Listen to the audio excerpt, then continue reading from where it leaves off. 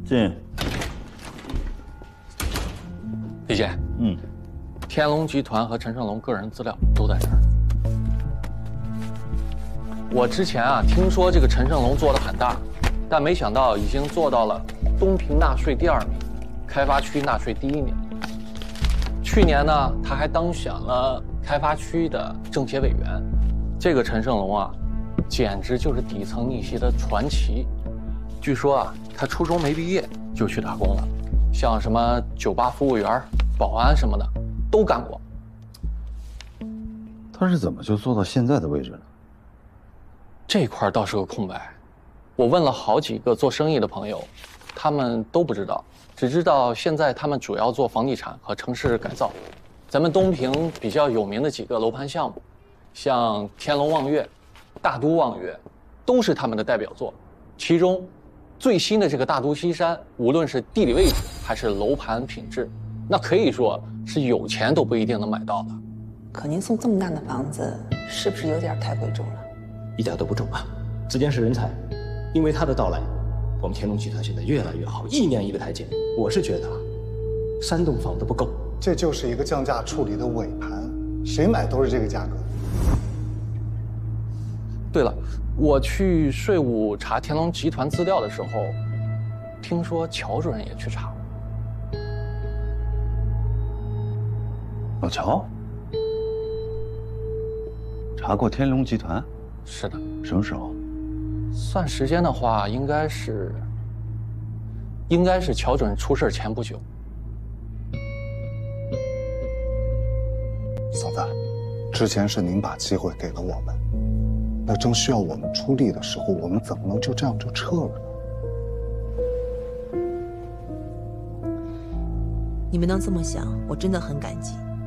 但对于你们来说是生意，对于我来说是工作，不谈私交，在商言商。你们还是好好考虑考虑吧。如果是这样的话，嫂子，那我就跟您汇报一下公司未来的规划，打消您这个顾虑。洪家村地块的土地使用权我们已经申请提交了，如果您要是有空的话，您就帮我们催一催，因为之后我们是想在那儿修建一个电池厂的，所以万川矿业电池厂是我们新能源的整体规划，吃下万川矿业是我们的整体布局。那你说眼下这些亏，吃点那又能算什么？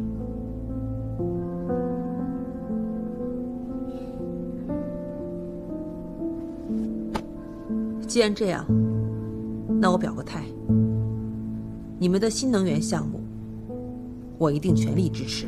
好，那就谢谢了。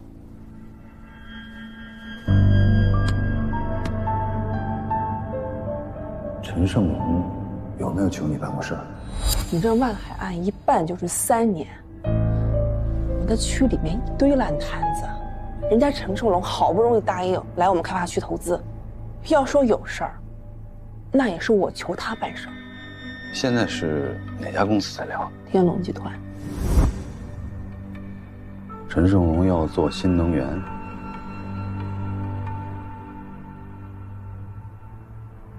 万海的矿里发现了铜镍，老乔生前去查过天龙集团。有什么问题吗，李姐？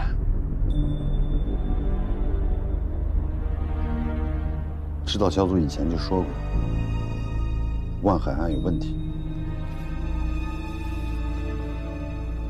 张文金开庭第1天喊的就是万海案是冤案。假设万海案真的有问题，会不会是陈胜龙和万海2个团伙之间的利益斗争？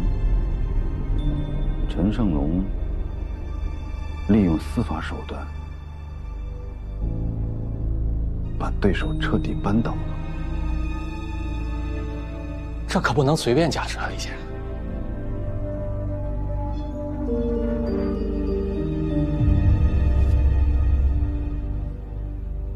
我老婆柳韵是开发区副主任，帮助陈胜龙收购了万川矿业。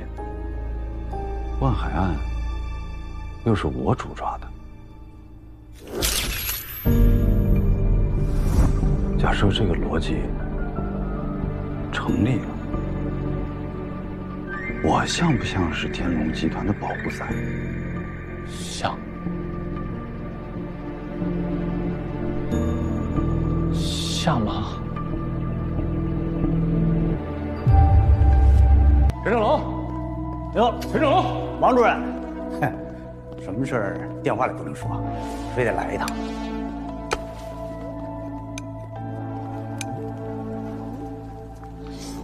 今天万海见完他兄弟，暴跳如雷啊！是不是你们逼他？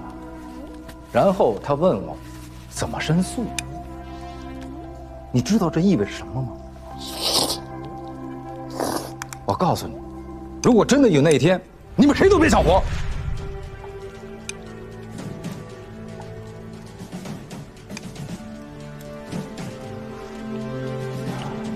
我来呢，就是想提醒你一下，这事儿该怎么办呀？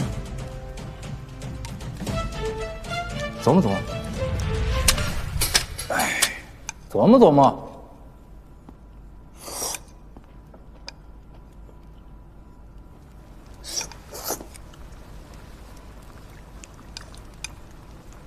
我之前让你办的那件事儿，办好了。美金账户，新护照。嗨，还挺像样。专业的人干专业的事儿呗。王主任，这事儿呢，还得麻烦您盯紧点儿，您多费心吧。盯。哎呀，是盯着。但是你们呢，也别把他逼得太狠了。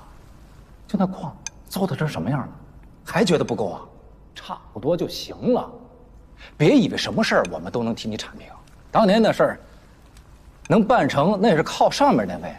要不你以为谁愿意冒着险接你们这种破事儿？那是他们一两个人能解决得了的吗？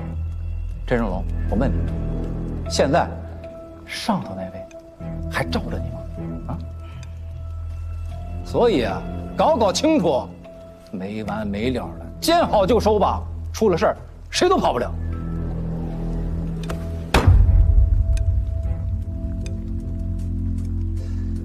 你什么意思啊？你跟谁俩呢？你会好好说话吗？怎么了？你的小命都是我救的。王大勇，为什么今天改名叫熊磊？心里没数啊？我从王大勇变熊磊，让你白干了，钱你少拿了，卖你面子了。我跟你说哈，怎么的？我见着你我都不愿搭理你，没完没了的事。给你个机会，来，现在咋的？来这儿来！我告诉你，别以为给你个身份证你就把自己当人了，没我早死了，知道吗？我发电厂缺垃圾了，你想发电呢？你想死？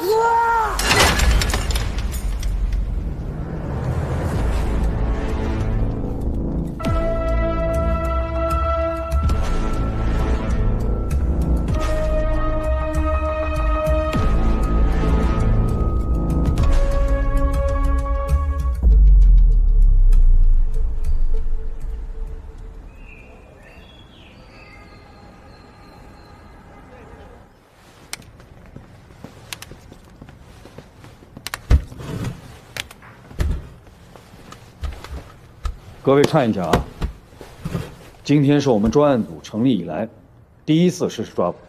我们首先请洪组长给我们大家介绍。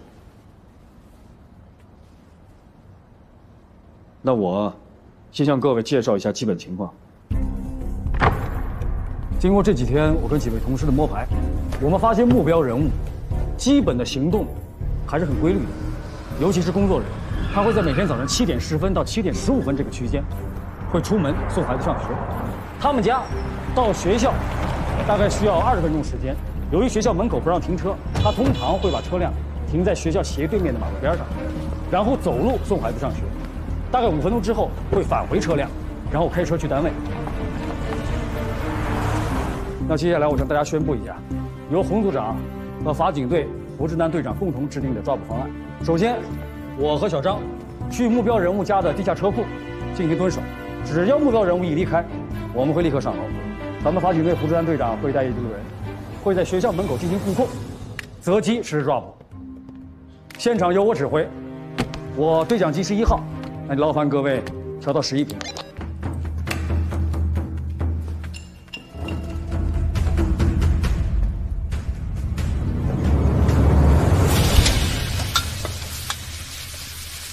这些忙的一直没时间问你，那个房子退了吗？长大想学什么呀？学法律，当检察官。任俊呀，哎，你儿子说长大要学法律当检察官啊啊，对的，咱不能学那个啊！你看你爸回到家了，还满脑门子官司呢。跟姑姑学，当记者。来，心事重重的，有事儿？哎，也没啥事儿，就是这2天有点懵，老想起刚进市院的时候，那时候吧，就立下志向要当检察长。10几年过去了，这愿望终于实现了，心里反而空落落的。太紧张了，过一阵就好了。小姨，开饭了。好，来，请入座。来，上座。一坐在这长10岁。孩子呢？谁让您的家长呢？其实咱一家人在一块儿吃个饭就行，你不用搞这些名头。那怎么行？你现在都升为李检察长了，你又不能出去跟那些同事们聚餐，咱自己在家还不能好好庆祝了。这生活需要仪式感，懂不懂？是不是，检察长夫人？你少来。不过咱们一家人确实好久没聚了。小姨，您发个言，咱们就又让我发言，他老说我官话套话是吧？我今天是来蹭饭的。那个任俊，你说2句吧。大都西山的房子你为什么不退啊？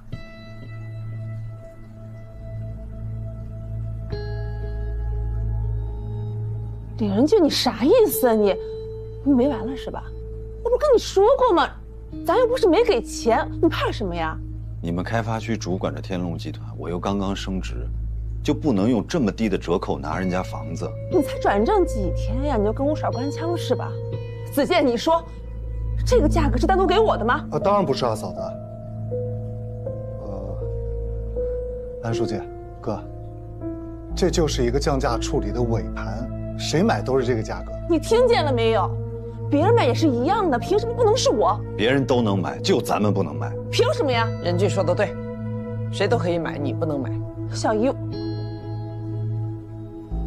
哎，咱吃饭嘛，这不是让你说2句，你说什么不好说这个？你又不懂，你别插嘴。什么我不懂啊？气氛都给你搞坏了。来，我们喝一杯。来，那个嫂子不生气啊，嫂子。来，哥。怎么回事？这烦人。喂。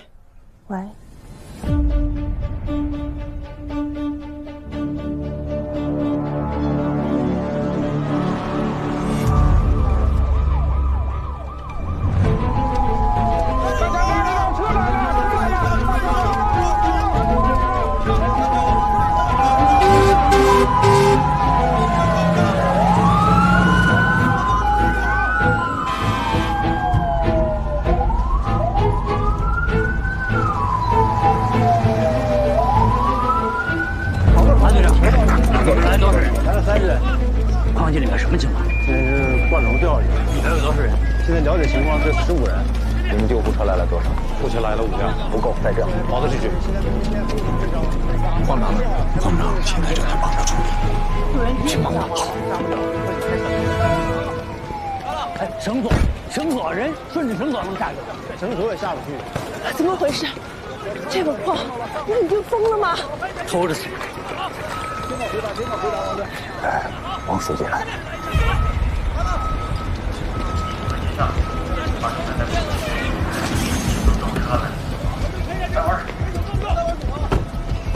王书记，王书记，现场在哪里？在上面。现场伤亡情况怎么样？报告书记，万川矿业第18号矿井的升降灌笼年久失修，刹车失灵导致坠落，现在15个人在底下，伤亡情况不是很清楚，但是我们已经第一时间展开救援了。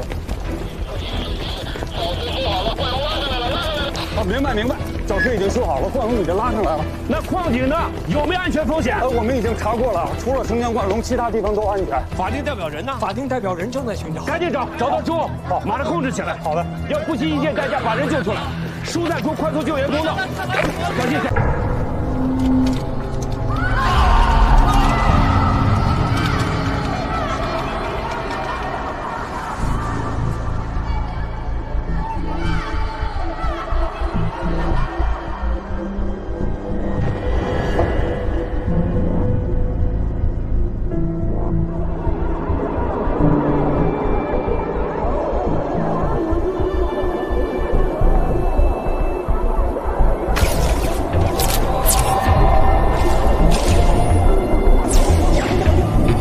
同志们，事故发生后，市委紧急召开常委会。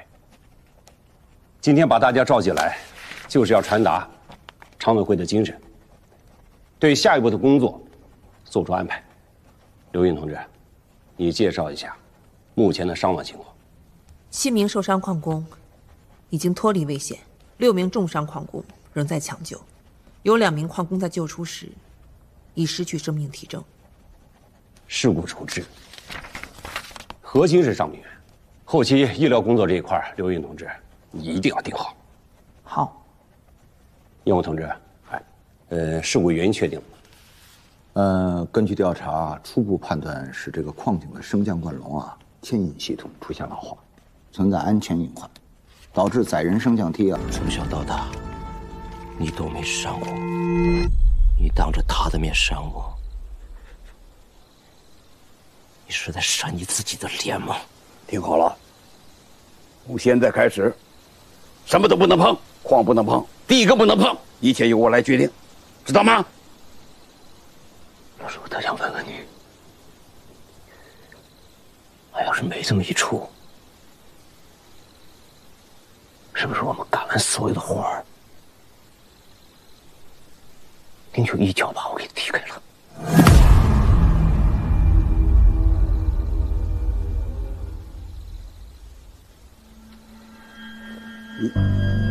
你疯了！你一个个全洗白了。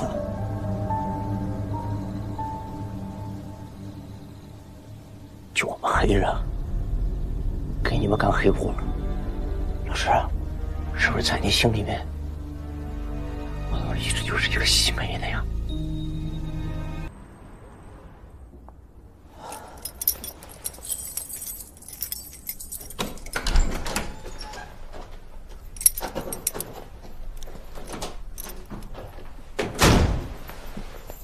回来了，没吃饭的吗？先洗洗手，我去煮面。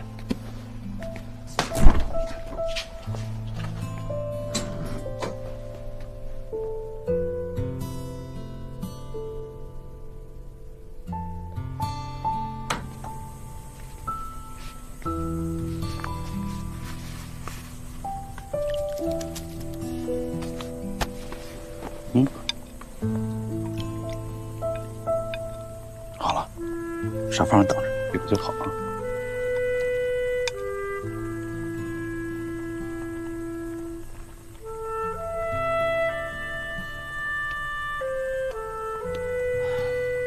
你说我怎么这么倒霉？3年了，终于等到万海案宣判了。我眼见万家这个矿的问题就能解决了，偏偏这个节骨眼出事，这矿难一出，这谁还敢接呀？等过段时间再好好聊聊呗。估计没戏。也是，能接这个的，公司肯定都得有实力。哎，现在是哪家公司在聊？天龙集团。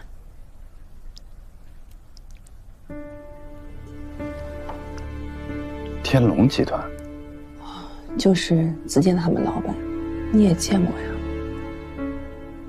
可惜了。哎，你们跟天龙集团是什么时候开始聊的呀？有兴趣啊，我当然感兴趣啊。只要刘主任和开发区保委会的领导能支持我们，我们可以做任何贡献。你那个万海案开庭以后，有一次我们见到了，聊起来了，他还挺感兴趣的，挺想接的。合作，我不敢，要么就全卖了。我就这个小小要求，我只有全盘收购，我才能全情投入啊。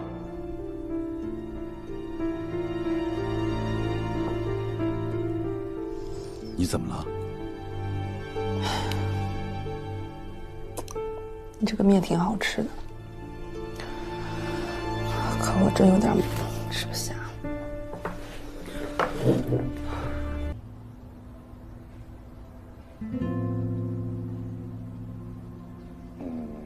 我方便问一下，从事什么职业的？会计。因为啥呀？当年有人来财务室抢钱吧？结果呢？人抓着了没？没几天就抓着，主犯死刑，立即执行。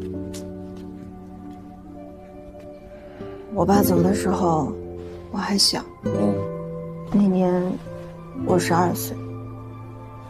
那得是10多年前，哪一年啊？那是13年前。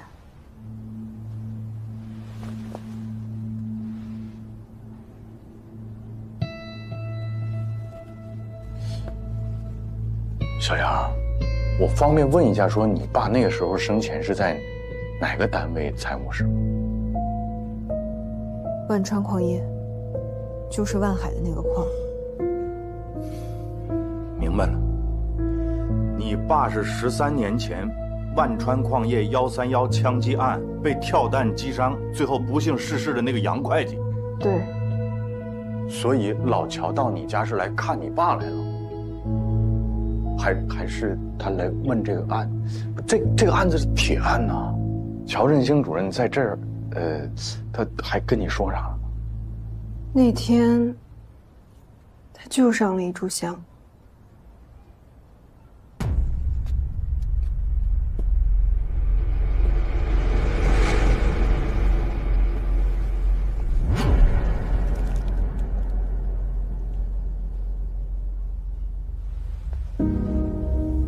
对不起，当年的案子办错了，杀害你的凶手，我们搞错了。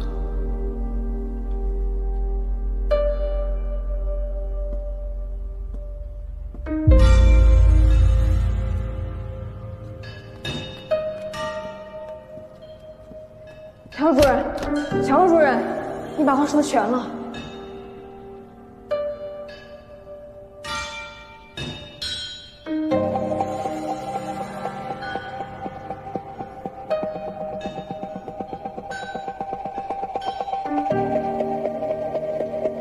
办错了，办错了。后来他专门给我打了个电话，让我不要把这件事情告诉任何人，尤其是秦风。他说他还会来找我的，后来就死了。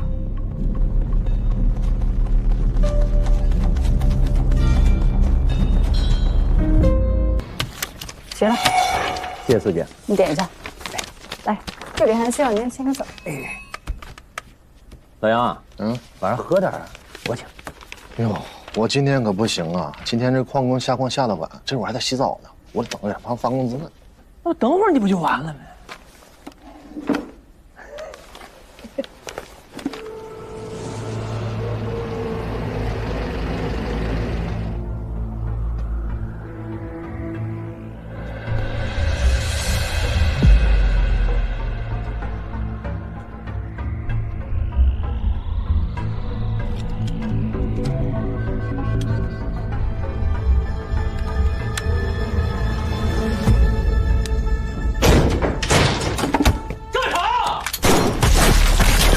根据公安机关的调查，犯罪嫌疑人孙一虎和王大勇都是无业游民。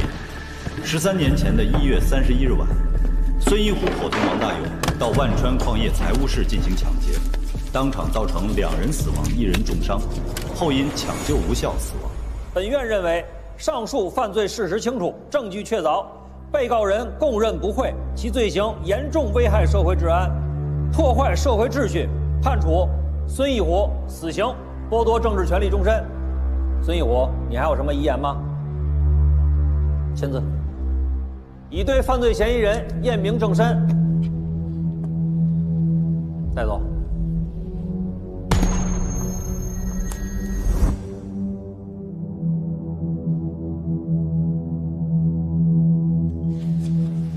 对不起，当年的案子办错了。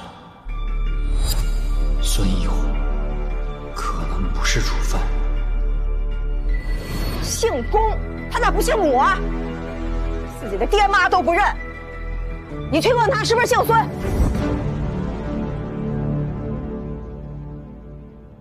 你爸的命啊，就这样，他胆儿小，杀鸡都不敢，开枪杀人的肯定是王大勇。你爸就是被他们逼着顶的罪。说警情通报有误的是你，拉我去医院再次问杨正的是你，说去向许知汇报的还是你。那我写报告让你签字，你为什么不签？你为什么不签？说，告诉你我为什么不签？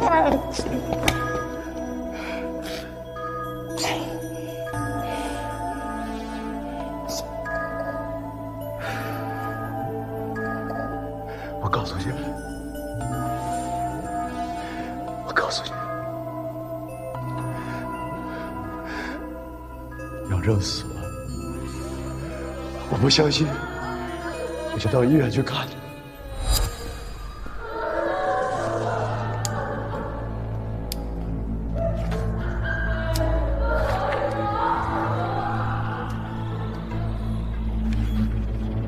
你怎么过来了？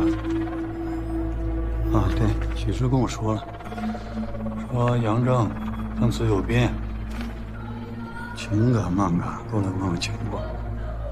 杨正还是死了，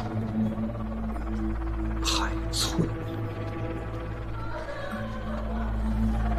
最近表现的不错呀，挺积极的。哎，兄弟，咱刑侦是不是缺人啊？你打个报告，让哥给你调过来，到时候咱一块儿干啊。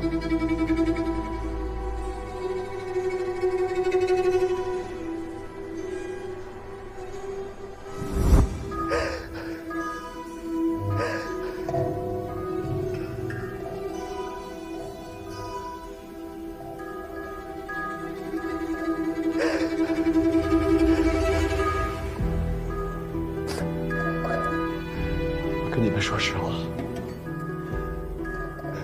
我自己本来也想继续查一下，可是他们把我调到了襄阳。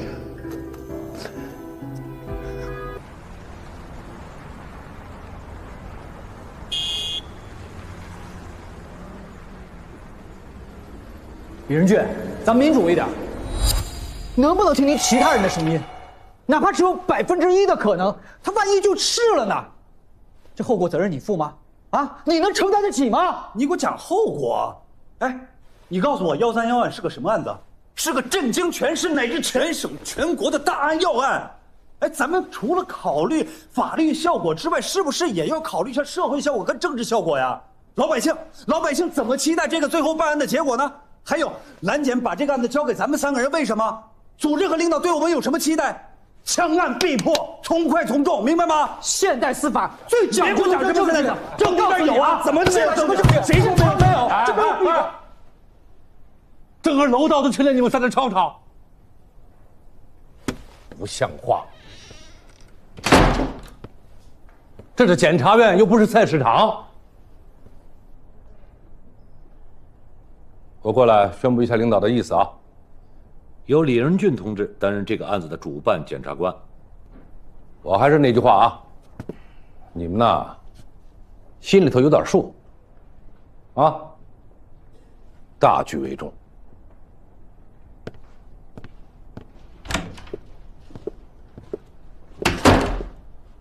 哎，你们俩要民主是不是？好，我们投票，好吧？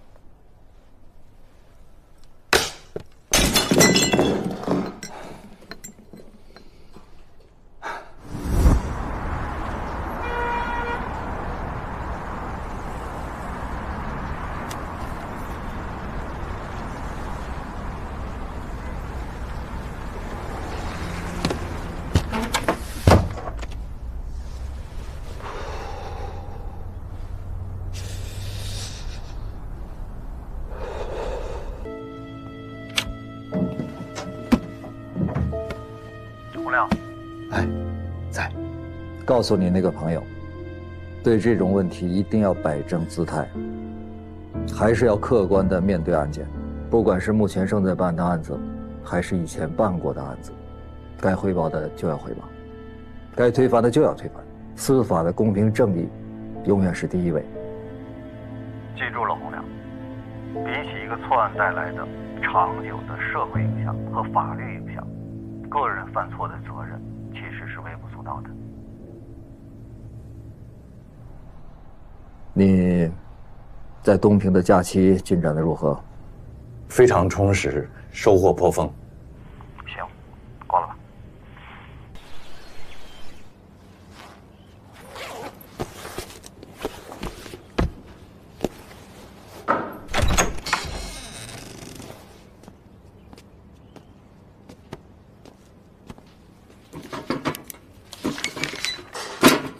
谢谢啊。万海，我是东平市人民检察院办公室主任郭文博。幸会。这位是呢，我们东平市人民检察院。认识。法庭上是他给我念的起诉书，那家伙那么老厚一摞子，辛苦您了哈。你说能让李大检察长给我当公诉人，你说我这是何德何能，三生有幸哈。二位今天咋到我这儿来了呢？是想看我改造的如何，还是回访啊？你说要不然人家能当上检察长呢，任劳任怨。万海，注意你的态度。是，报告领导，那个我在这里边积极配合改造，接受教育。我减刑的事儿是不是有眉目了？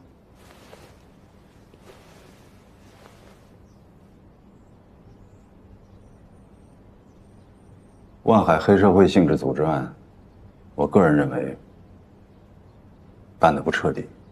他还想咋彻底呀？这判了10年10个月了，再彻底就无期了。在你开庭第一天，张文京就喊：“万海无罪，我们不是黑社会，我们是被冤枉的。”那是不是说东平公检法系统有黑恶势力的保护伞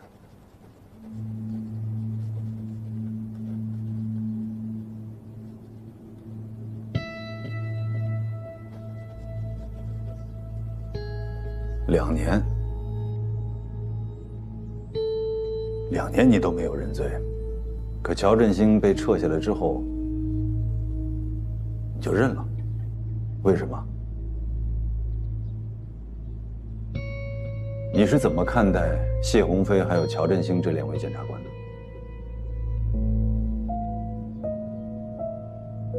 您瞅您问的这2位，如果我没记错的话，他们应该是你的团队的人吧？那他们是什么样的人，您应该比我更清楚啊，问得着我吗？乔振兴是个什么样的人，我不妄加评判。但是我觉得这个人挺蠢的。如果说他是保护伞的话，能把自己保护死了，那也挺绝的。张文京，说句实话，是乔振兴检察官和张文京替我讨了2年的公道。一开始我是相信司法的公平正义的，所以我才扛了2年呢。可后来呢，乔振兴给换了，换成了您刚才说的另外一位谢鸿飞检察官。他觉得我这案子拖的时间太长了，跟我说能不能换一位律师。我说我律师挺好的，为什么要换呢？他没搭理我。没成想，过了几天，张文京，也就是我的律师，变成了黑社会同伙了。再没过几天，乔振兴死了，震撼啊！李检察长，不得不服啊。咱再说回来，谢鸿飞检察官，人家也算是苦口婆心了吧，跟我讲法律、讲公平、讲正义。我想讲的是啥呀？后来搞明白了，交换吗？只要我认罪伏法，他就能帮我立功减刑，互惠互利啊！这就是你们口口声声说的司法的公平正义。为什么？上次不是说了吗？我要复盘。复盘？那为什么要查王玉呢？如果调取他4年的通话记录，这可是要被记录在案的呀。你走程序。我批。李健，什么理由呢？案子都判了呀。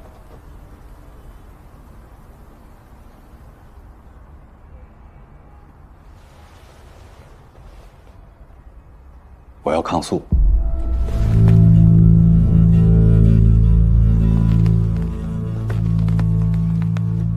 我掌握了一部分证据。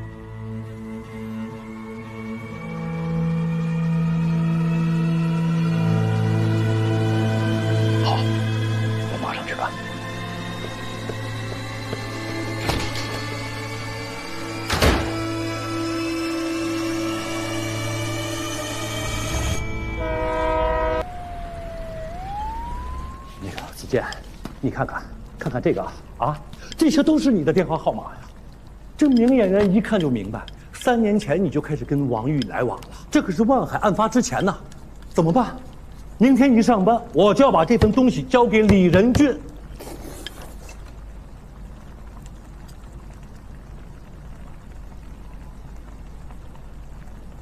说话呀！先你冷静点儿，不至于。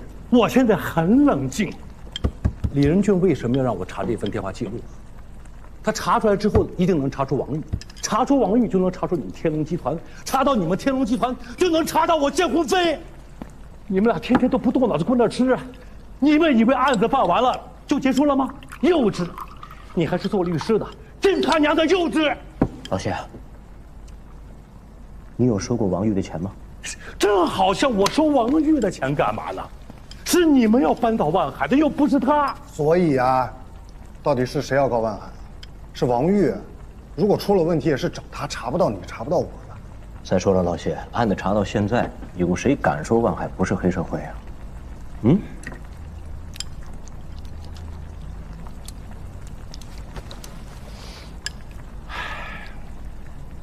行吧，行吧。我明天上班就把这份通话记录交给组织了。陈总，程律师啊，之前的咱们就不聊了。案子既然判了，我也算是完成你们交代给我的任务。这些呢，都是你们之前给我的。哦，这卡上的钱我1分都没动。老乡，你这是干嘛？你等我说完话。这是。咱们还都是朋友，好聚好散啊！以后呢，你们也别再来找我了，求求你们，求求你们！从今儿开始，咱们就装着谁也不认识。老谢，哎，哪有说的理退回来？来，你什么意思啊？程子健，你拿着，你什么意思啊？不，咱这么多年了，你没有功劳也有苦劳，得拿着。你别跟我提功劳苦劳的事，我这有苦劳，我你自己也得为老娘吧？你少提我老娘！我告诉你，不许你收！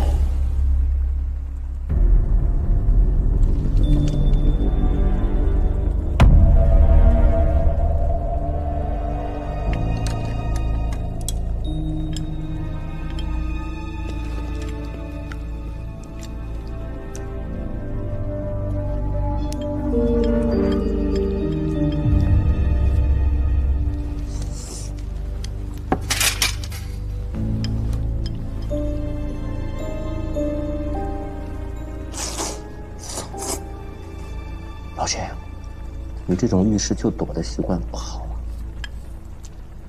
你得改啊。这有啥困难咱一块想啊，办法总比困难多，对不对？蹲着干啥呀？吃饭。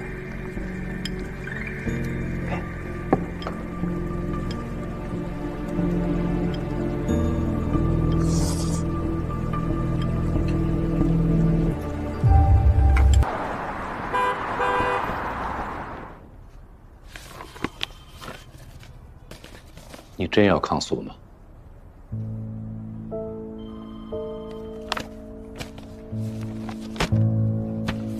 这些你看过吗？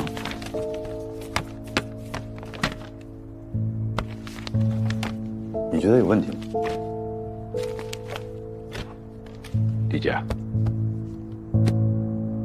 万海案已经结案了，这可是咱们东平政法系统多少人几年的心血呀！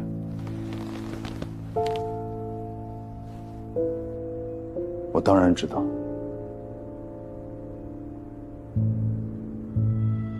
行，那我先去忙了。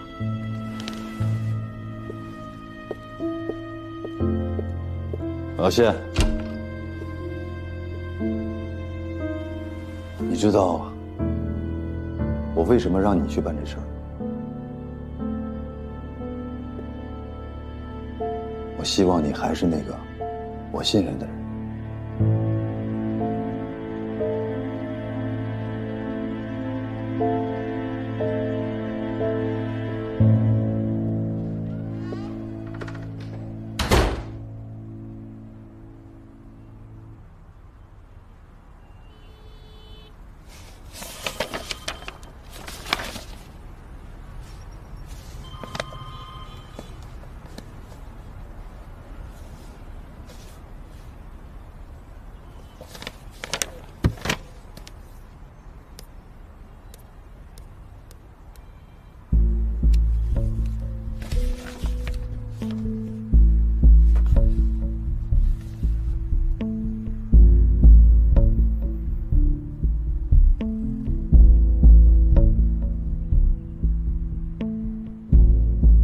你跟老谢什么时候认识的？认识多长时间了？得有挺多年的了。你要说我们俩怎么认识的，时间太久，记不清了。没想到你跟孙局这么熟哈，万海案你们配合的挺默契。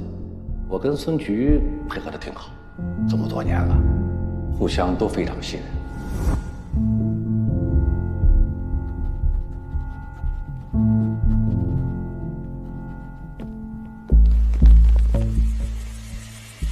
他们为了给我罗织罪名、伪造证据、定我的罪，不就是因为我阻拦了他们办万海吗？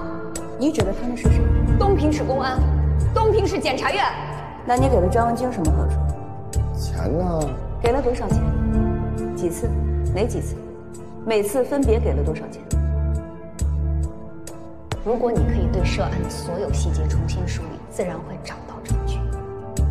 如果万海的案子不成立，那么我的案子也自然会被推翻。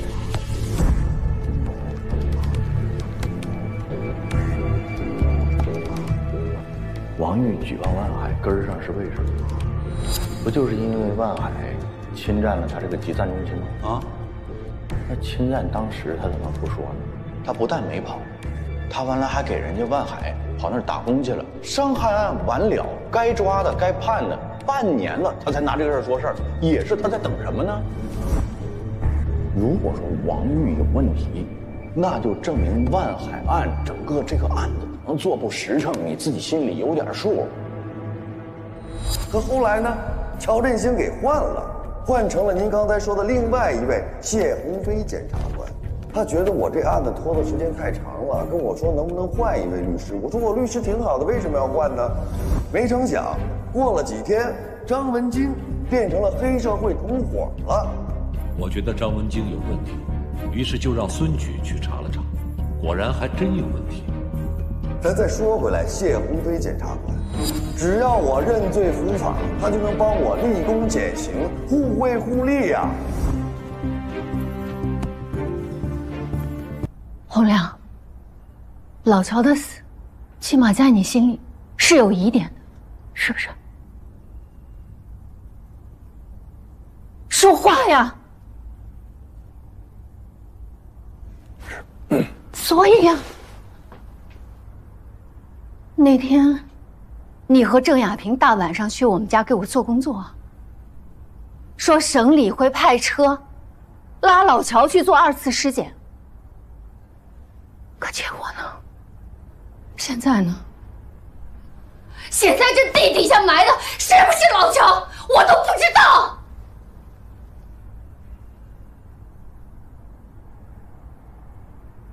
你干他干什么？你干我！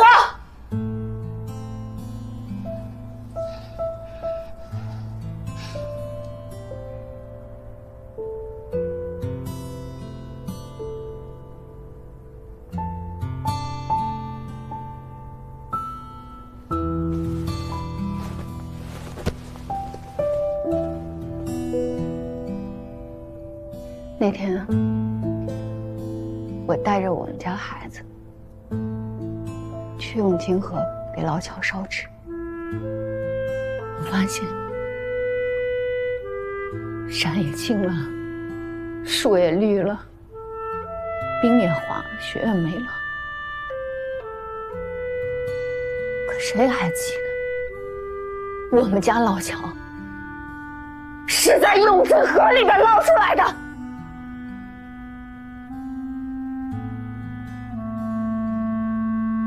万海案都已经尘埃落定了，在整个东平，谁还记得有我们家乔振兴这么个人？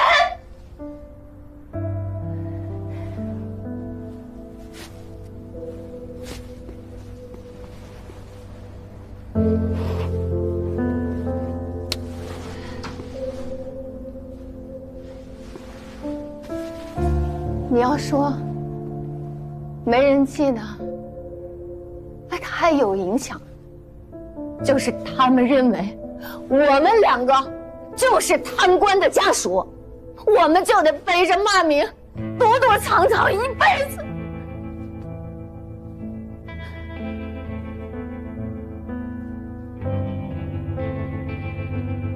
现在我工作也没了，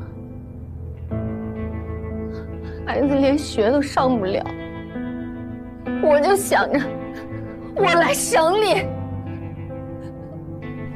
我好不容易，我才见到了你孙专委啊。你呢？你说需要时间，你说让我等，我等到什么时候？我还要等多久啊？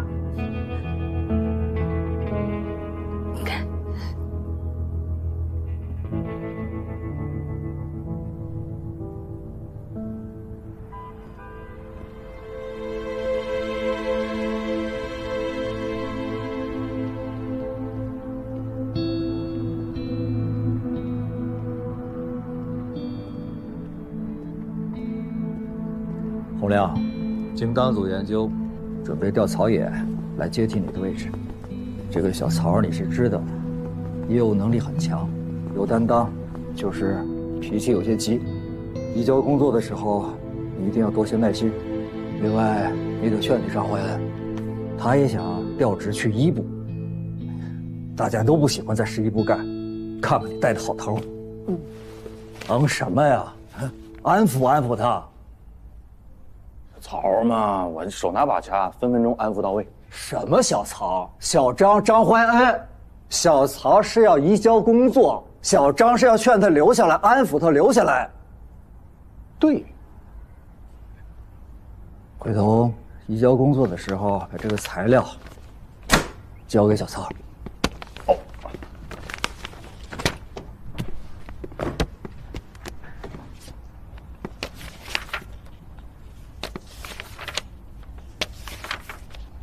多长时间？什么多长时间？上次那个中兴路那个水样，多长时间？哦，50场行。回头我帮你问问。这回啥头啊？你这不是分分钟就知道的事吗？上次您跟我说的，说只要出结果，第一时间告诉你。等，啥时候？再等等，再等等是啥时候？我哪知道啊！等等，我告诉你了。不是你等来等去，我衣服多了个屁的！你冲我嚷什么？等等两个字听不懂啊！出去！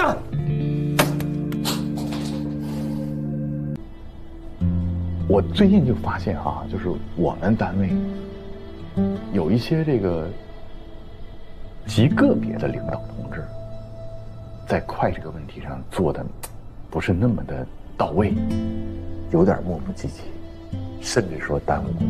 胡亮，你说谁磨叽呢？我说极个别领导同志，先不要敏感了。你就比方说啊，说这个我在中兴路采的那个水样报告我交了，等这么长时间了，那结果呢？你再比如说啊，乔振兴同志生前留下那个 U 盘，哎，我也交了，也等这么长时间，那结果呢？你再比方说啊，说烧尸工雷广发跑了，说让我相信东平公安，东平公安也查了一段日子呢，那结果呢？乔振兴同志家属周梅这两天来了，人家来问，结果呢？结果说他让人等等。哎，你跟死者家属，你跟人说等等，有这么说话的吗？有这么当领导干部的吗？你不用敏感了，就说的是你。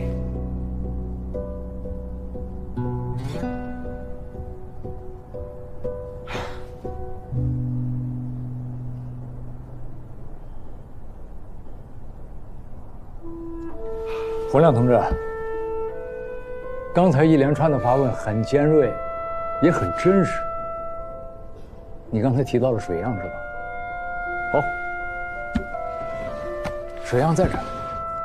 你是一个即将离职的检察官，我可以给你看。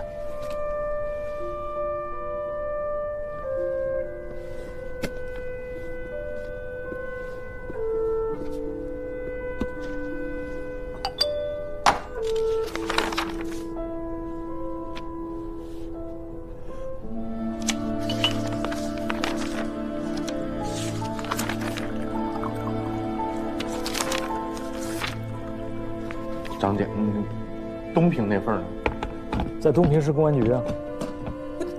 我没对比，我看他干啥呀？你问得很好。是把这份拿到东平去，还是把东平那份拿到这儿来呢？把这份拿过去，让他们自己查自己。把那份拿过来，那就是省院对市院极其的不信任。你是一个老检察官了，对吧？你觉得应该怎么办？我希望你把话说完。也许我们下一步如何处理这个案件，你的话是最有价值的。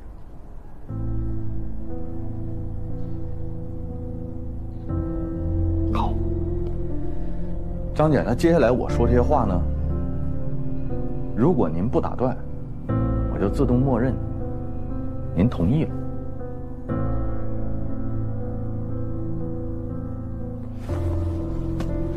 首先，我的这份离职报告给您添麻烦了，再麻烦您帮我保存几天。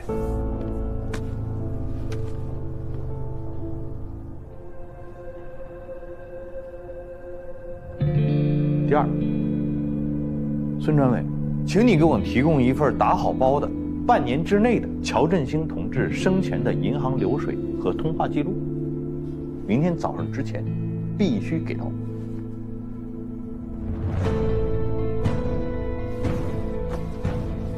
我通知你，我要请个假，7天1天不能少，而且不许包含法定节假日。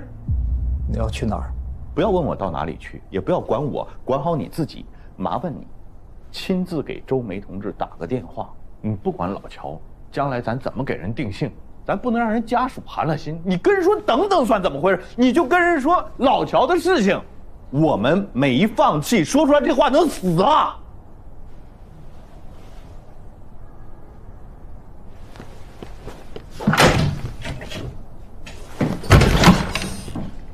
张姐，我走了。我呢，现在就要让他们看看，11部不是吃干饭的。11部的检察官，哪怕说要离职了，我们也能遇佛杀佛，遇鬼杀鬼。我们要证明，首先我们不光是检察官，我们还是一个堂堂正正的人。一把快刀啊！走，好。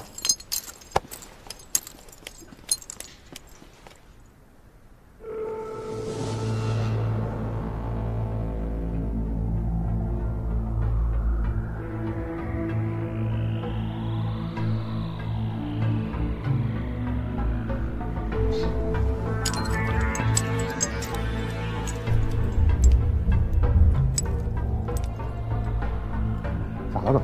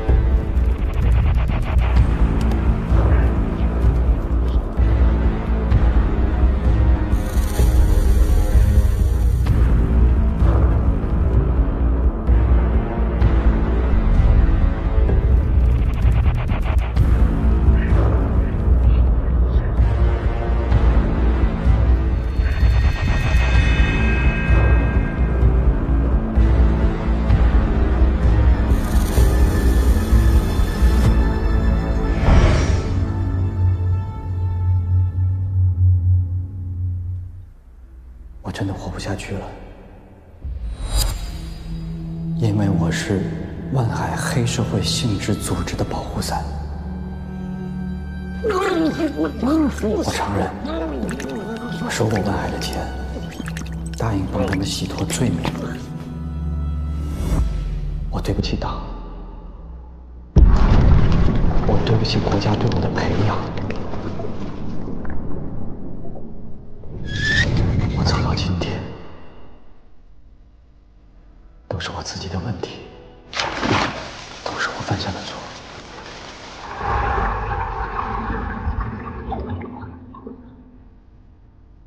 我咎由自取，我死有余辜。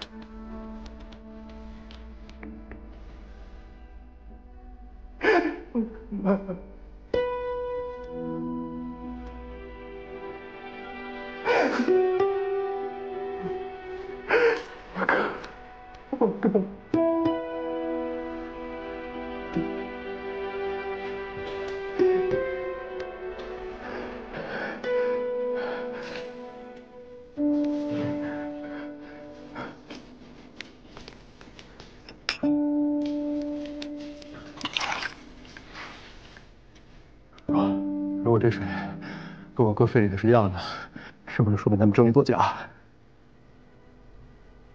是不是？是这意思。如果说今天晚上我们收取的这个水样，和之前他们给老乔测的水库的这个样完全一致，组长啊，我就整不明白了。说老乔这个第一案发现场到底是哪儿？这不光是案发现场的事儿，这说明上次送的水样有人从中作假。这话领导可是你说的。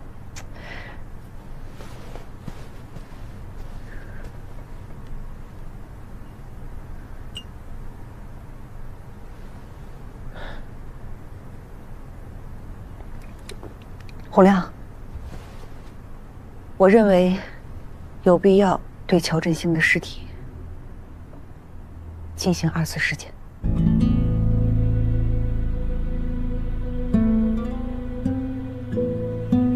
说话呀！可是有一个小问题啊，组长，就是老乔现在在殡仪馆里，他的告别会就在明天上午，我约摸着也就是10点，差不多就结束，然后就送炉子里边。那个时候我们就没办法进行2次尸检。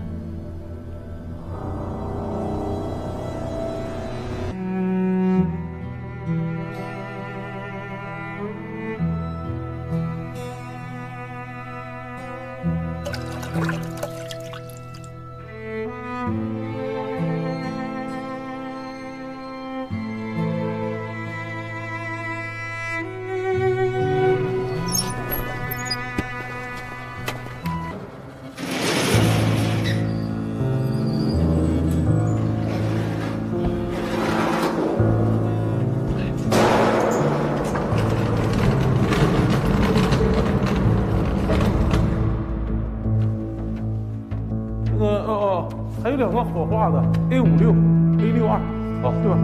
哇！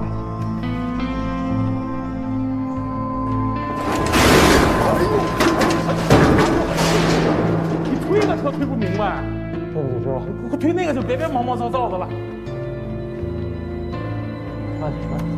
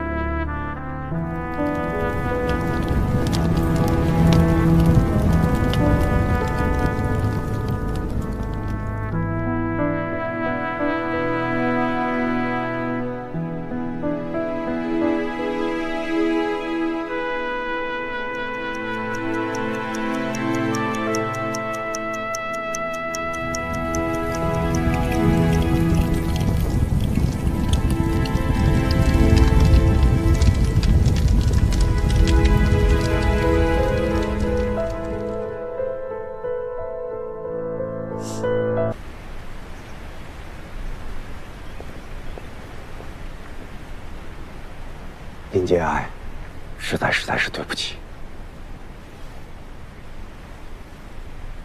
这件事情我们已经报警了，警察一会儿就到。那2名工作人员已经被控制住了，您放心，我们殡仪馆一定会给家属一个满意的交代。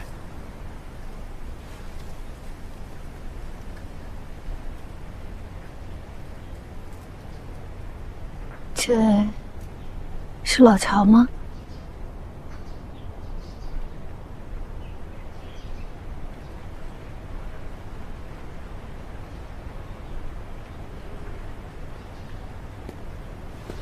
你别动。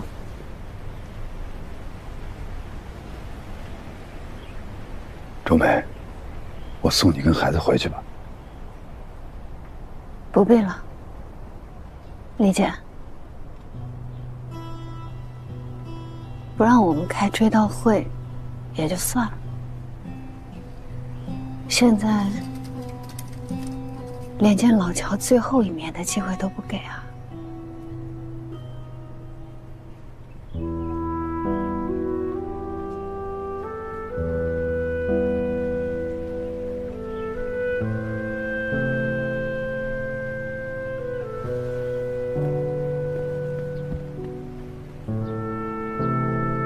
走吧，老乔，咱们回家。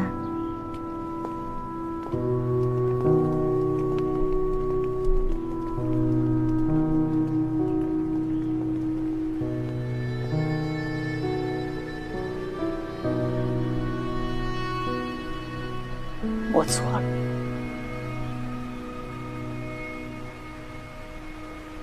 我真的错了吗？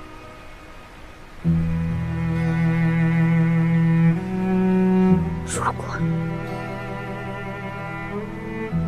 我今天早上要是没答应，我是不是也能见老乔一面？跟谁？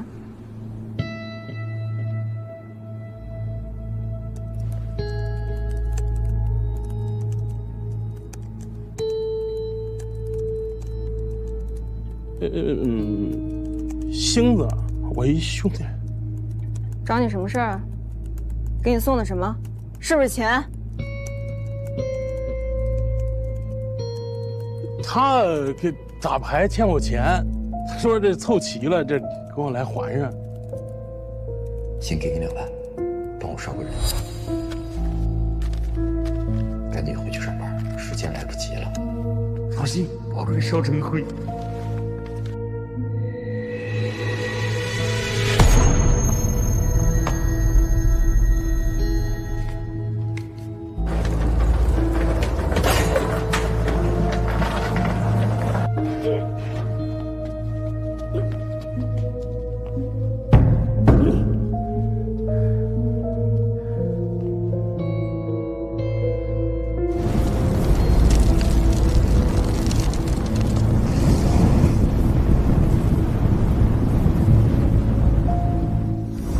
一大清早特意来给你送钱。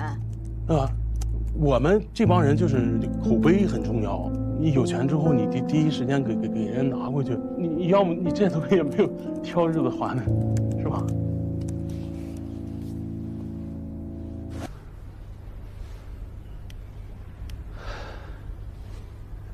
都不接。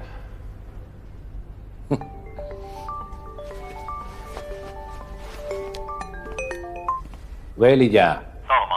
啊，我们到了。到是到了。人家闭门不见，打电话也不接呀。等，就在那儿等着。好。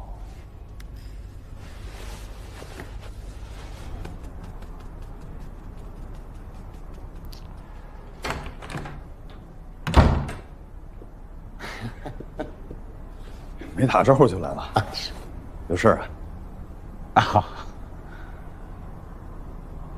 老乔啊，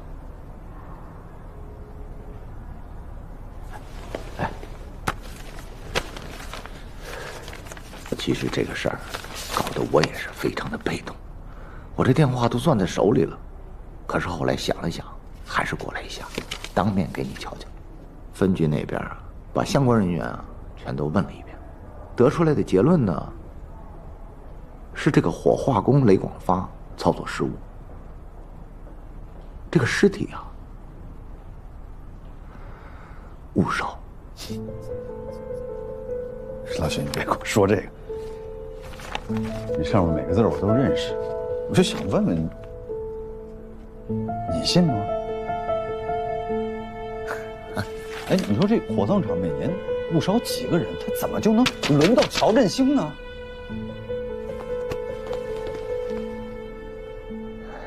这个分局的人啊，确实是把相关人员都问了一遍，得出来的结论呢，确实是误烧。那你让我怎么交代？我怎么跟指导小组交代呢？人家说要2次尸检，你尸体就误烧了。红亮从火葬场出来，人家指导小组就从楼上搬走了，我在这去请人家见都不见。你让我拿这个去跟人说，我怎么交代？怎么跟指导小组交代？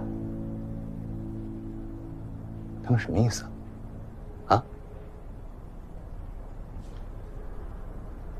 这可是对东平检查的不信任。老许，你就给我交个底儿，这东西，你信吗？我，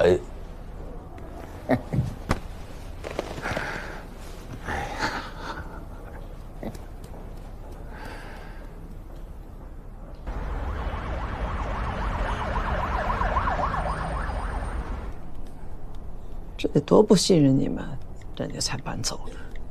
弄出事儿来了，让我来刷脸来了。我这脸皮也是够厚的，怎么把关系处成这样？尸体误烧这事一出，就算浑身是嘴也说不清楚了。还想说清？就是跳进黄河也洗不清啊！你不想想，人家省院为什么要进行2次尸检？这倒好，要拉尸体了，哎，又来了个误烧，你说，我都不知道该说什么了。你看吧。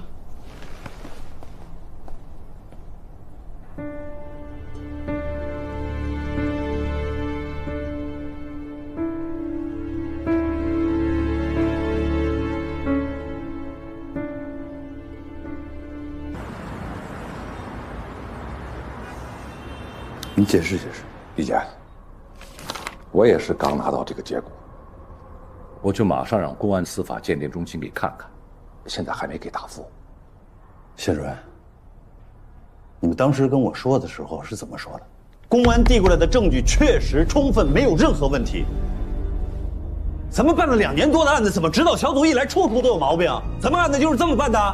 李姐，您先别生气。这省院的仪器还有专业人员的素质，确实比咱们市里要高出不少啊！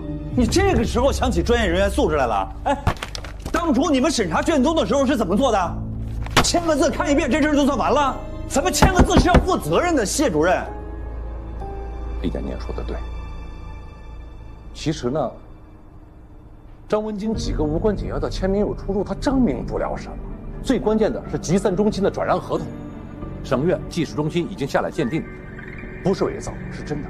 还有口供可以证明，他教唆证人做伪证，替万海开脱罪行。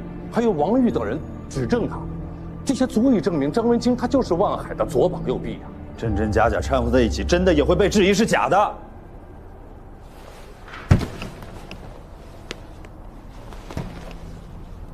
您是担心他们会拿这件事情做文章？那这样吧，把证据有瑕疵的张文京案剔出来，单独审查。可是万海案，证据链闭合，没有问题，依然可以起诉。那张文京案怎么解释？怎么向上级交代？怎么向社会交代？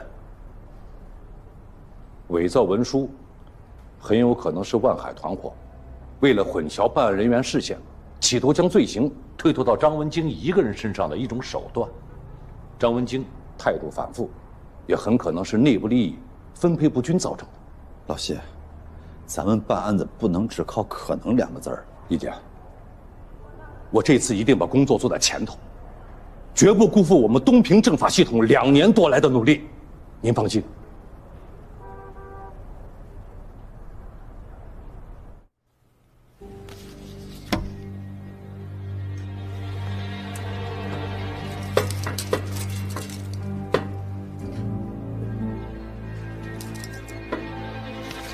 我上次跟你说的很清楚，是指导组自己查出来的，跟我没有关系。怎么了？我的当事人情绪有点激动，没事啊，冷静点啊，没事没事。别把事情搞大，你冷静点，听我解释行吗？你想干啥？首先第一点啊，王玉现在的所作所为不受我们的控制。第二点，你儿子大白天跑到人家办公室抢公章，还威胁人家。你跑到这儿就跟我说这个呀？你赶紧去救他！你弟弟万火也来找我，让我去给王玉说说好话。你说我该不该去啊？赶紧去。咱们俩相处也挺久的了，我自认为是了解你的，你应该了解我吧？我明白了，我是黑社会，永远是。我现在就去。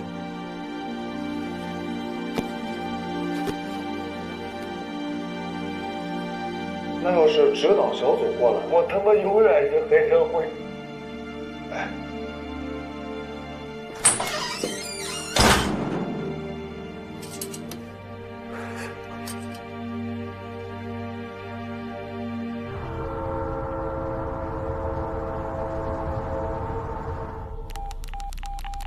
哎呀，说子健，你还真给这万家人当律师，怎么当成保姆了呢？那屁大点事儿也得麻烦你啊！啊？王总，出气，出完气就把人给放了，别惹事儿。你说他就一个孩子，有人吗？来了。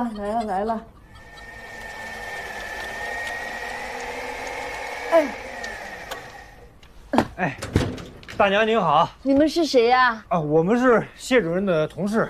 他在单位呢，你们怎么找这儿来了？哦，我们是那个。怎么回事啊？啊，啥意思？你从哪儿来的？我当时问你，你们从哪儿过来的？怎么会跟着这儿来呢？你别喊，没完没了啊，是吧？讨厌不讨厌呀？出去，少拉我家！老谢，我告诉你，洪亮，有什么事咱俩明天办公室说。你不找我，我还得找你呢。哎。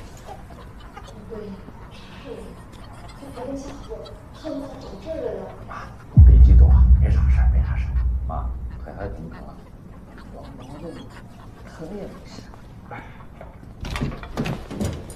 大娘好啊，来都来了，咱是不是聊聊？我跟你有什么好聊的？好点声，哎，好好说。没事，老太太，没事。谢主任，叫我来，你别扒拉我，来，小张，我跟你说好。哎，您说，哎，不是说吗？啊，今天你们审了我1天了是吧？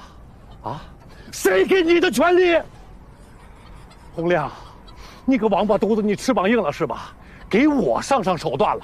今天去了我家，现在又追到我老娘这里了。你说你什么意思啊？我呢，现在脑袋里边也一堆问号。你说你今天下班，你不回城里那个家，你就跑这儿来了，你搁谁不怀疑啊？你明天又不是休息日，你明天还得找我谈话，那就是说你今天晚上一会儿，你还得再骑1个半点再回城里，你再回家，你睡不睡？你管得着吗？洪亮，小张，我明确的告诉你，我拒绝回答你。现在我都想问问你俩，你们是怎么找到大屠村的？盯梢是吧？肯定的呀。你看，你都承认了。好，现在你告诉我，谁盯的梢？啊！你们对我下了什么手段？今天不给我一个满意的答复，我明天我就到省院去告你，还有你。老谢，您是前辈，咱都是老检察。你说，干咱这行的，能随随便便对一个人上手段吗？如果上手段，是不是肯定有一个正当的理由？但这个理由是不是不能跟当事人来讲？你现在还说让我把这个盯梢人张三李四王二麻的名字告诉你啊？那你不让我从中作郎吗？你少给我上坟烧报纸，你糊弄鬼呢！你又上坟又烧纸，你大半夜不吉利呀！这点招数我都明白。第一，没有证据吧？第二，把手续让我看呀！我不跟你废话，我这就给李检打电话。哎，我给纪委打电话，我怎么告你？行，那你别告我走。走！是，哎呀，好心好意，真是的。哎，你多问一句，你摄像头，你咋拍我呢？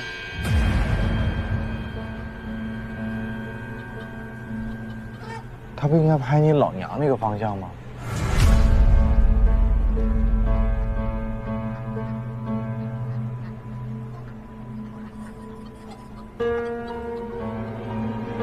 前2天刮大风，把它吹歪了，不行啊！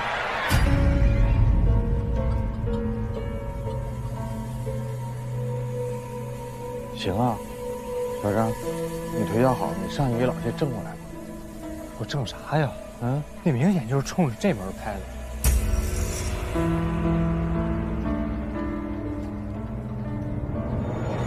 干什么，小张？我告诉你，这是我养的鸡窝。你干什么？啊，鸡窝有什么好看的？我爸一直说要在院里整个鸡窝，就逼着我给弄，我哪会啊？我正好进里边学习一下，行吗？不能！我告诉你，我不允许你进我的鸡窝。洪亮，我告诉你，我只要有3长两短，我怎么饶不了你？你听我说，洪亮，你怎么出来？洪亮，你别进去啊！洪亮，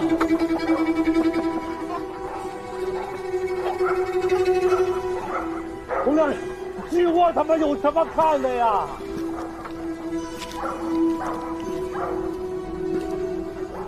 哎呀，金润，你怎么咬人呢？红亮，你怎么这么疯了你？金润，我天哪！红亮，你出去，你出去！鸡窝有什么好看的呀？鸡窝有什么好看的？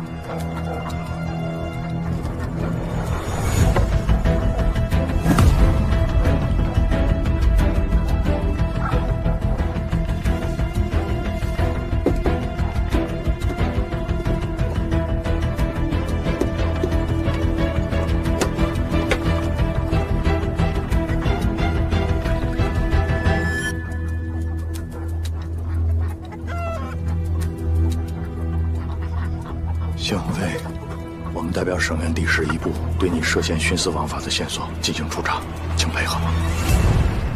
赖书记，您觉得这个会影响上面对整个万海案的态度吗？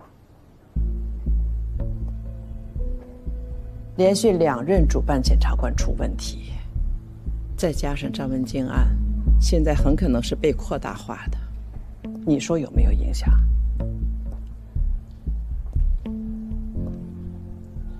退一万步讲，就算张文京是被诬陷的，我想，也很可能是谢鸿飞个人原因。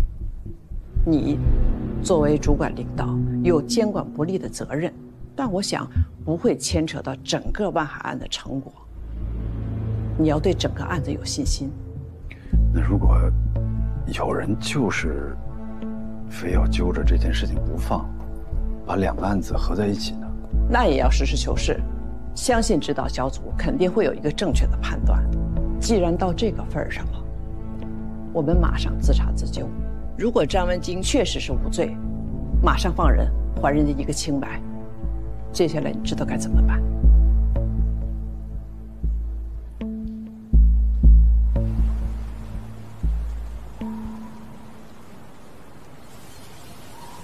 今天来呢，就是想告诉你，你儿子已经被你弟弟接走了。没事。谢谢。还有个小忙，需要你帮。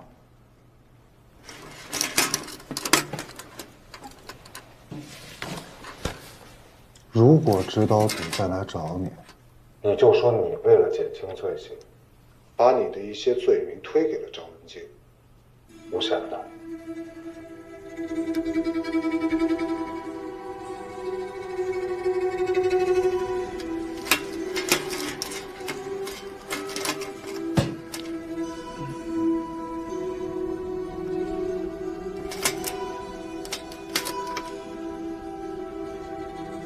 张文京没事了。那我减刑的事呢？啊？不是，你们还有多少这种忙需要我帮的？不是，我说没有问题，人家会信吗？人家信不信你不用管，你只管说就行。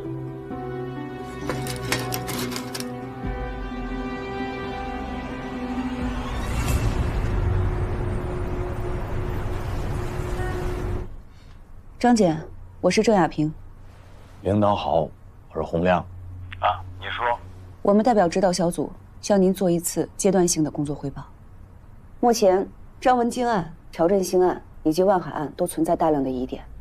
根据最近东平发生的事件，还有我们查到的线索，我们有了一些不成形的想法。继续。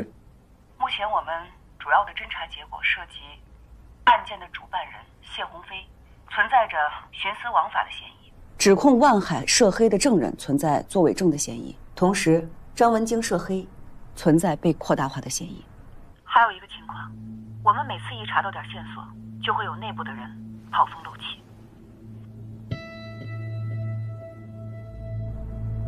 所以这些问题查清之前，我们建议申请法院延期审理万海黑社会性质组织案。张检，给我们些时间，彻查万海案以及相关案件。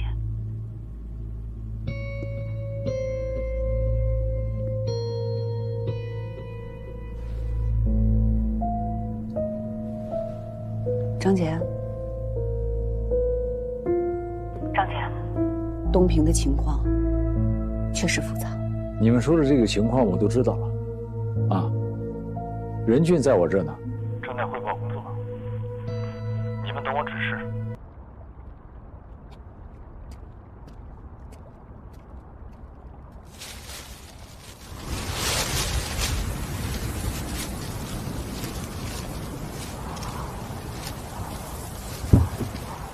是回家吧？啊，不是给你的，给你家老头老太太的。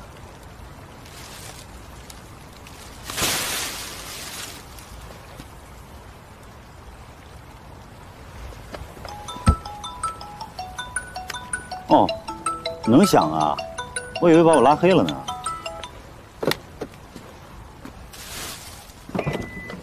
知道指导小组要撤了，我就猜着你怎么也得回来看看爸妈嘛。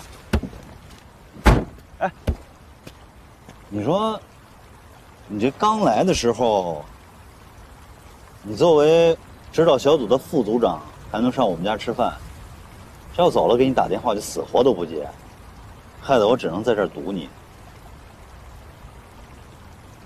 我知道你们家在哪儿，我不去，知道为什么吗？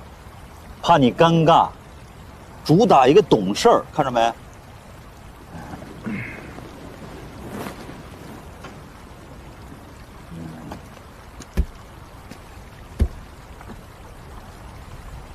来呢，其实就是想跟你聊聊。指导小组要走，知道你心里难受。哎，你不知道吧？这段时间你们在这儿，让我明白好多，让我变得更通透了。特别是你啊，看每次见面都急头白脸，但是你让我更清楚我自己的目标还有理想。我不管你怎么想啊，反正我更坚定，所以我得谢谢你，由衷的想谢谢你。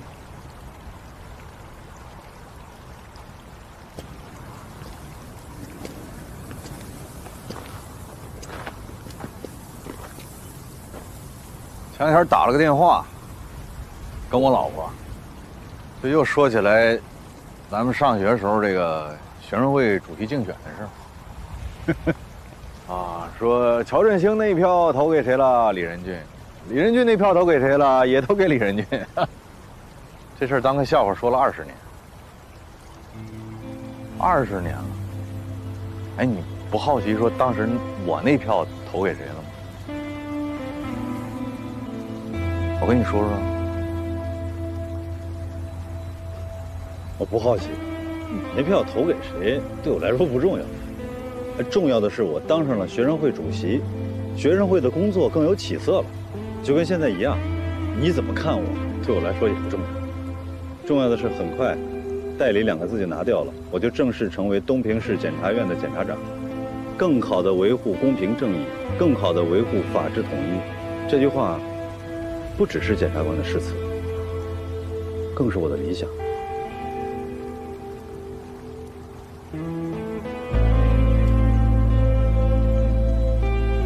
不顺利，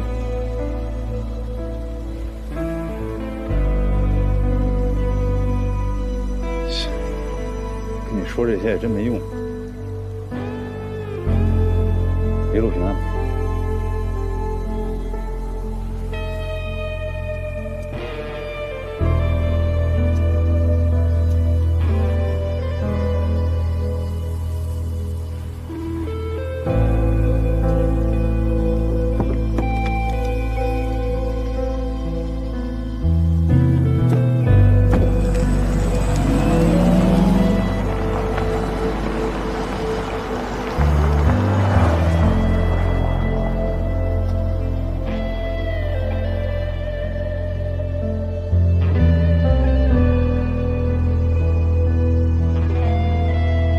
根据您的指示，指导组已经撤回来了。我不是抱怨啊，就是有点担心，同志们辛苦了工作那么久，就怕他们有情绪。另外，也担心我们会失去先手。这个案子，刚查出一点线索就被掐断了。你想深入查，就有人来说情。你说为什么？够强硬，关系网够密实。我们撤回来，对方固然可以稳住阵脚，炸军篱笆，但是我们也可以麻痹敌人，让他们充分表演表演，看看他们的路数。我喜欢打羽毛球，现在最流行的战术就是打四方球，就是把球打到对方场地的4个角，充分地调动对手前后左右的奔忙，在他疲于奔命的时候，找准机会，一拍打死他。这个战术好。中这么要求，办案子既要拔钉子，又要打散破网。只有把讲关系、讲人情这个烂根切除，才能够搞好法治建设。回去啊，跟同志们好好说说，眼光要长远一些，目标要放大一些。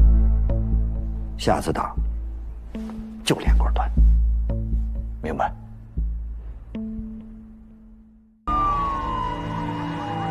今日，社会各界高度关注的万海黑社会性质组织案，在东平市中级人民法院重新开庭审理。此前，该案嫌疑人万氏集团法律顾问张文金当庭喊冤。经过检察机关、公安机关周密细致的核查工作，最终认定张文金不构成犯罪。东平市人民检察院决定撤回起诉，张文金被无罪释放。这一重大反转，体现了我市政法机关严格、认真、负责的司法态度，也体现了坚持实事求是，坚持对法律负责、对人民负责。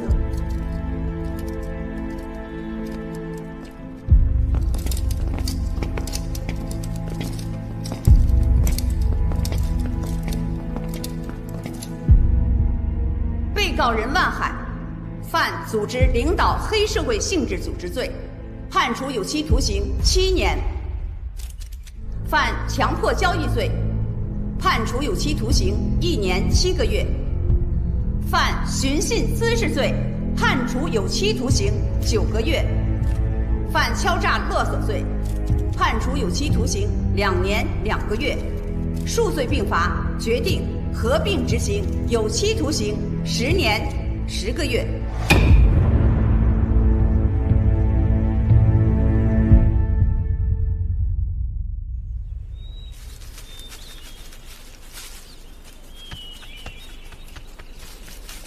李姐您好，今天万海案公开宣判了，这是东平市扫黑除恶取得的重大成果。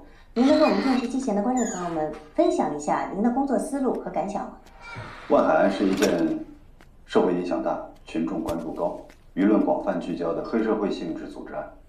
在这起案件的办理过程中，我们检察院主动向上级机关请示，主动加强与公安机关和法院等相关部门的协作配合，建立了顺畅的沟通机制，有力高效地推动了案件的办理。那检察机关作为法律监督机关，在打击违法犯罪中起到了不容忽视的作用。我想请问，您觉得检察机关该如何扮演好这一角色呢？检察机关作为国家的法律监督机关，检察院的主要职责就是履行法律监督职能，保证法律统一正确的实施，保障社会的长治久安。我们会继续保持对黑恶犯罪的高压态势，我们会不断地提高自身的业务能力，更好地巩固专项斗争成果，提升东平人民的获得感、幸福感和安全感。